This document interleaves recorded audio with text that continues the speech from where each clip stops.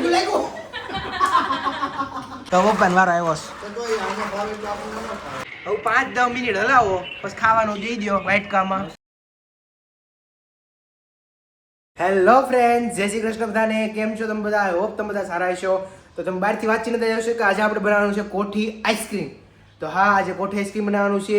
તેના માટે આપણે ઘણું દૂધ લેવા છે. હવે કેટલું લેવા છે એની મમ્મીને ખબર છે, મને કંઈ ખબર નથી. અને હું ગયો તો દુકાને તો અત્યારે મમ્મીએ જો એ દૂધ ઉકાળી રાખ્યું છે.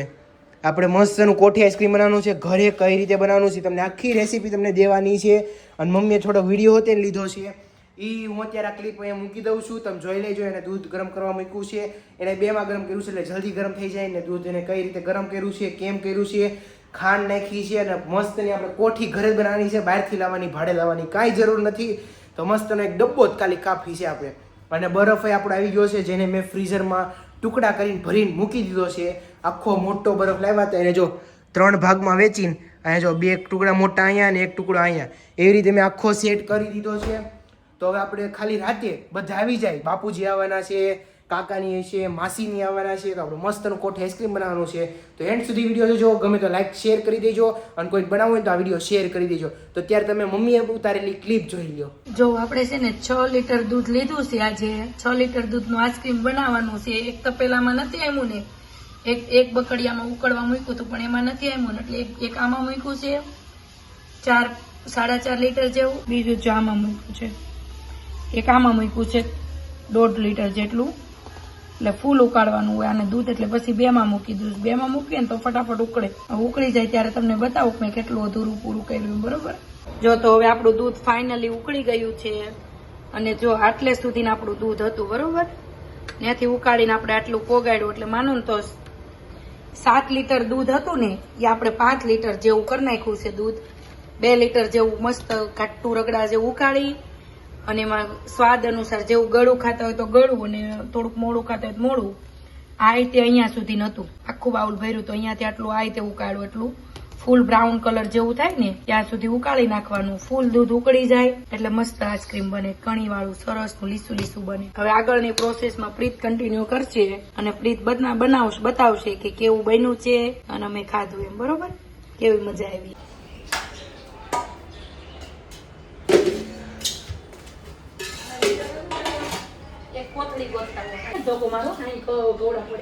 તો બે બેનું જો બરફ થોડી બેહી ગયું છે. મારે લાદી નો તૂટવી જોઈએ. લ્યો, કોઈ દી ખાધું છે?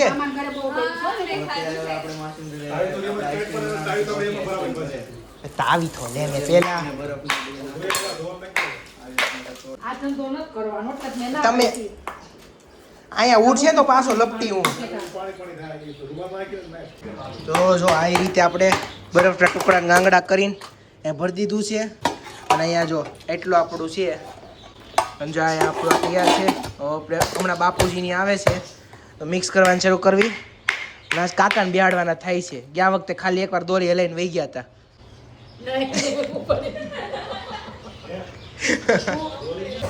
તો અત્યારે છે ને પપ્પા સામે દોરી ગોતે છે અને દોરી મળતી નથી, કારણ કે હલાવાટું દોરી તો જોહે ને. તો અહીંયા આપણી દોરી આવી ગઈ છે. હવે દોરી હમણાં બાપુજીની આવે છે. જોઈ લો સમય આપણે નોટ કરી લો. કેટલા વાગ્યા છે? એ કેટલા વાગ્યા ને કહેવાય? 9:35 થઈ છે. 9:35 થઈ છે ને અહીંયા મમ્મીએ શરૂ કર્યું છે આજ ઉદઘાટનમાં. ગયા વખતે બાપુજીએ ઉદઘાટન કર્યું હતું. મમ્મી આ હારી ટ્રીક છે હો. હા, આમાં આપણું એક જ કામ છે, જોવાનું, વિડીયો બનાવવાનો, બીજું કઈ કામ નથી. છેલ્લે ખાવાનું. હા, છેલ્લે ખાવાનું. હા, આ માસે ઈદ કરવા એવા છે. નહીં ભેગું થાય એમને, નહીં ભેગું થાય, રહેવા દો. અહીંયા બે છે ને બે બરફ કાઢે છે, ત્યાં બે બરફ કાઢે છે અને હાથેથી શરૂ કર્યું છે બે. અને ગાંગડા મીઠું વાપરવાનું, નોર્મલ મીઠું આમાં ન હાલે, ગાંગડા મીઠું જ જોઈ. આ ટાઈપનું ગાંગડા મીઠું છે. આવું ગાંગડા મીઠું આવે ને ઈ જ નાખવાનું, બીજું એક મીઠું ન હાલે, કારણ કે આ મીઠું હોય ને ઓગળે નહીં, વાર લાગે. તમે નહોતા આવવાના?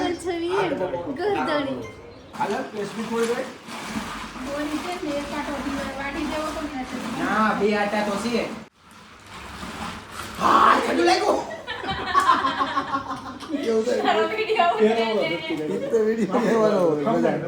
કઈ નહીં હાલો પપ્પા આવશે ને સીધું ઈ પાણી ઠંડુ પગ ઉપર આવે કેવું લાગે તો પપ્પાને વારો આવ્યો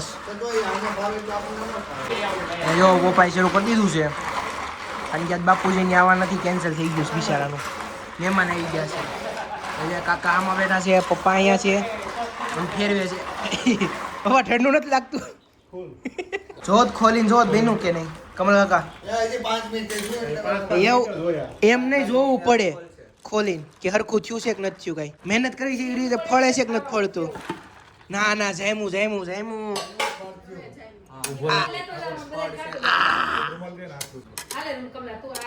ઘણું ઘાટું થયું છે કઈ નહીં ફેરવું ને એટલે કંઈક મેળ પડ્યો ગઈ વખતે બાપુજી ને કમલ કાકા બેઠા હતા આ વખતે કમલ કાકા ને પપ્પા બેઠા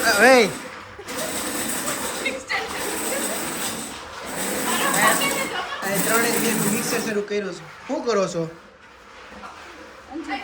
ઓ અંજીર અંજીર ફ્લેવર બનાવે છે લે બદામનો ભૂકો કર્યો છે કાજુ છે બદામ નથી પણ અને અંજીર હોતેન છે અહીંયા કાજુ બદામનો નાખી દીધું છે અહીંયા અંજીરની પેસ્ટ તૈયાર છે અહીંયા માવો તૈયાર છે બધું તૈયાર છે અહીંયા જો નાખી દીધી સમસી અંજીરને છે ને ક્રશ કરીને જ નાખવાનું ટુકડા રહે નહીં પછી બહુ કડક થઈ જાય છે હદ બારા કડક થઈ જાય છે ને તો એ રીતે પેસ્ટ કરીને સરખી નાખવાની ઉકાળ નાખવાનું એકવાર એની અંજીરને એટલે પોચું થઈ જાય અહીંયા જો બધું મિક્સ કરી દીધું છે હવે ફાઇનલ હલાવવાનું શરૂ કરો ખોલતા નહીં 10 ને 10 થઈ છે ઘડિયાળમાં 10:30 સુધી નહીં ખોલતા હા 10:30 વાગ્યા લગીને ખોલવાનું થતું નથી ત્યાં લગીને વાટ જોવાનું થઈ છે જો એટલાને બાળવામાં આવે છે તમારા ત્રણેય જમાઈ બેઠા છે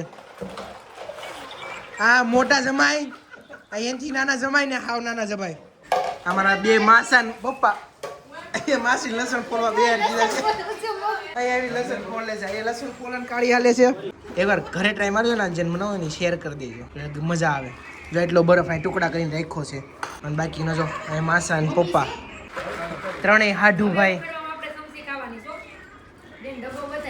ખુલ્લું ખુલ્લું પાછું ખુલ્લું છે ઘણું જાય આ જો એકમાં વિડીયો કોલ શરૂ છે એકમાં વ્લોગ શરૂ છે મસ્ત જામી ગયું છે હવે 5-10 મિનિટ હલાવો પછી ખાવાનું દઈ દો વાટકામાં એટલે ખાઈ લઈએ જામી ગયો હો ભાઈ આમ જો ટ્રાય મારવા લીધું છે બગડ તો વાટકો એક નંબર બન્યું છે ખાવાની મજા આવે ને